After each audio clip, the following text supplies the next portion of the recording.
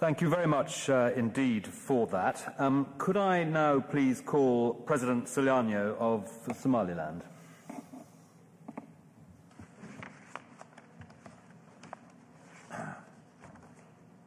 I thank the British government for hosting this conference. It's a great pleasure for me and my delegation to be here today on behalf of Somaliland. It's the first participation of Somaliland in a conference on Somalia.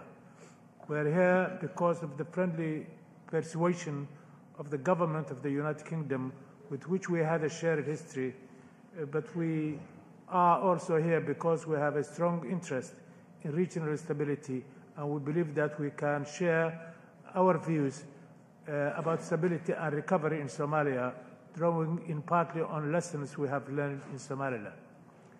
I consulted widely with the political and civil society leaders of Somaliland before deciding to accept the invitation to the conference. Somaliland's two legislative bodies, the Council of Elders and the Council of Representatives, have both endorsed our participation in this conference. Such culture of consultation and democracy exists in my country. I fully understand the complexity of the problems faced by the people of Somalia, and as their brothers and sisters, we feel an empathy that others cannot, however deep and genuine their sympathies are. In addition to the bonds between our people and geographic proximity, Somalia and Somaliland share a destiny for 3 decades as a unitary state. The international discussions on stabilizing Somalia have all shared the assumption that stabilization and recovery will be most likely to occur on the basis of the existing de jure boundaries of the state. Seeking solutions which focus on these boundaries risks the very stability that we desire.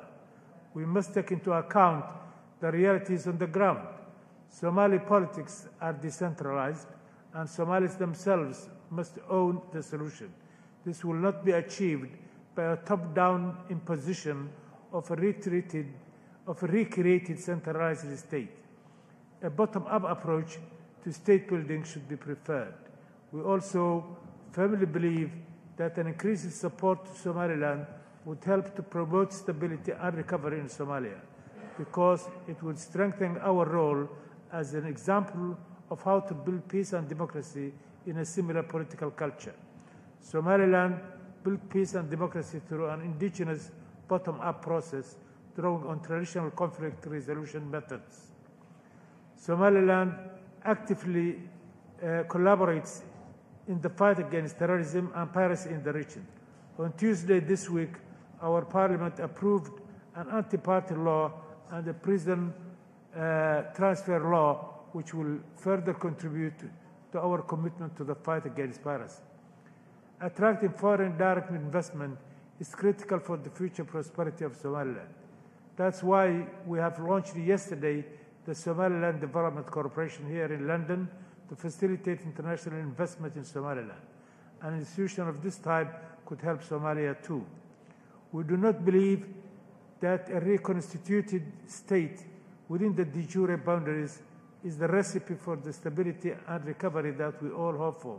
The people of Somaliland chose the path of independence more than 20 years ago, and we cannot turn back. To do so would be to deny our current history, our achievements, and our political reality. As a democratically elected government, we must respect our people's wishes. There must be an international discussion about the future of Somaliland, launching a process leading to the recognition of our state. This cannot be delayed indefinitely. Given their efforts, sacrifices, and achievements, our people deserve nothing less. We are convinced that an internationally recognized Somaliland will be even better placed to contribute to a stable and peaceful Somalia. Thank you.